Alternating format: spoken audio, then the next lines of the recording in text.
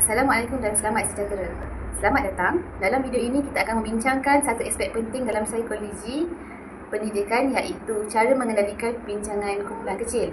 Perbincangan dalam kumpulan kecil bukan sahaja membantu pelajar memahami konsep dengan lebih mendalam, tetapi juga memupuk kemahiran berkomunikasi dan bekerjasama. Dalam sesi ini kita akan melihat langkah-langkah yang boleh diambil untuk memastikan perbincangan itu berjalan dengan berkesan serta cara untuk mengatasi cabaran-cabaran yang mungkin timbul semasa pengurusan kumpulan. Mari kita mulakan. Cara mengendalikan perbincangan kumpulan kecil dalam psikologi pendidikan melibatkan teknik-teknik untuk memastikan perbincangan berjalan dengan lancar dan produktif. Ini termasuk menetapkan tujuan yang jelas, membahagikan pelajar kepada kumpulan yang sesuai serta memastikan semua ahli kumpulan terlibat aktif. Pengurusan masa dan peranan yang bijak juga penting untuk mengawal perbincangan serta membantu pelajar mengatasi cabaran komunikasi dan memastikan setiap pandangan dihargai. Dengan pendekatan ini, pelajar dapat mengembangkan kemahiran berfikir kritis dan kerjasama dalam perbincangan.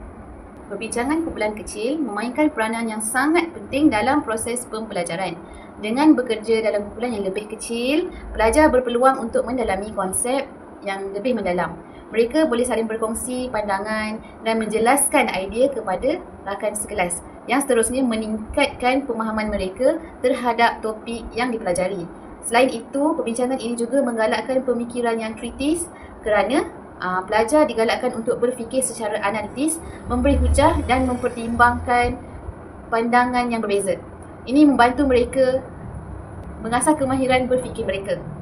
Tidak ketinggalan, perbincangan dalam kumpulan kecil juga memperkukuhkan kemahiran sosial serta komunikasi, kerjasama dan kemahiran mendengar yang amat penting dalam kehidupan seharian dan masa depan mereka. Antara tujuan dan manfaat penglibatan murid di dalam kumpulan kecil ialah dapat meningkatkan penglibatan pelajar. Perbincangan kumpulan kecil dapat meningkatkan penglibatan pelajar dalam pembelajaran, di mana dalam perbincangan kecil setiap pelajar berpeluang untuk terlibat secara aktif tanpa rasa takut atau malu berbanding dalam kelas yang besar. Mereka lebih cenderung untuk memberi pendapat, bertanya soalan dan berinteraksi dengan rakan-rakan. Ini bukan sahaja meningkatkan minat mereka terhadap topik yang dibincangkan, tetapi juga memastikan bahawa semua pelajar mengambil bahagian dalam proses pembelajaran. Yang kedua, membantu pelajar berkongsi pendapat dan mendengar pandangan orang lain. Perbincangan kumpulan kecil memberi ruang kepada pelajar untuk berkongsi pendapat mereka dan juga mendengar pendapat daripada orang lain. Dengan berbincang dalam kumpulan kecil, pelajar dapat menyampaikan pendapat mereka tanpa rasa terpinggir. Mereka juga belajar untuk menghargai perspektif yang berbeza, idea yang berbeza yang membantu mereka memahami topik dari pelbagai sudut.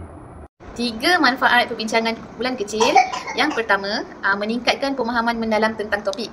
Perbincangan dalam kumpulan kecil membantu pelajar untuk memahami lebih lagi tentang topik yang kita pelajari. Apabila pelajar berbincang secara terbuka, mereka tidak hanya mendengar penjelasan dari guru tetapi juga mengajukan soalan dan menerangkan konsep dengan lebih terperinci bersama-sama rakan sekelas mereka. Proses ini membolehkan mereka menerima pelbagai perspektif yang meningkatkan pemahaman mereka terhadap sesuatu topik dan mengukuhkan pembelajaran mereka. Yang ketiga, dapat memupuk kolaborasi dan kerjasama antara pelajar.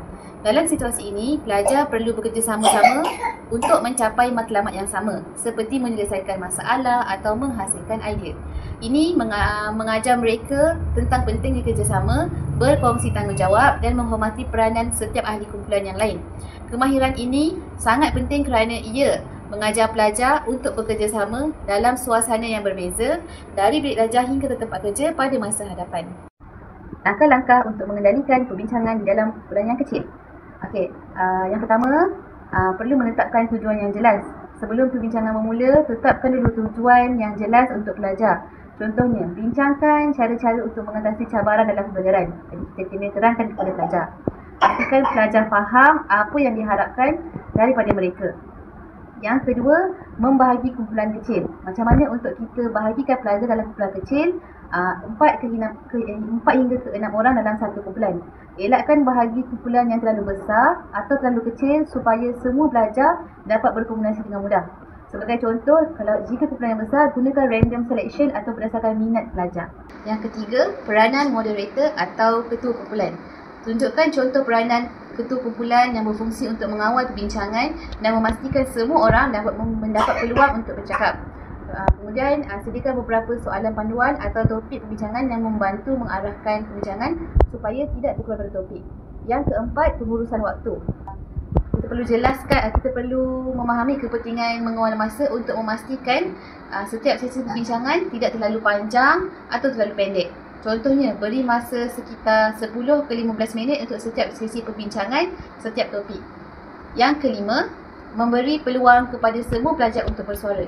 Pastikan setiap pelajar yang berada di dalam kumpulan kecil mempunyai peluang untuk berbicara. Ini boleh dilakukan dengan menugaskan setiap orang untuk memberi setiap poin secara bergila-gila. Sebagai penutupan dan konklusi, kita telah melihat bahawa perbincangan dalam kumpulan kecil bukan sahaja membantu pelajar untuk beroleh pemahaman yang lebih mendalam tentang topik, tetapi juga kemahiran komunikasi dan kerjasama antara mereka melalui interaksi. Melalui kumpulan kecil ni juga pelajar berpeluang untuk berkongsi pendapat, mendengar pandangan daripada orang lain dan membangunkan kemahiran berfikir secara kritis yang penting dalam pembelajaran mereka. Perbincangan ini juga memberi peluang kepada mereka untuk sama-sama belajar secara aktif, berfikir secara analitis dan menyelesaikan masalah secara bersama-sama.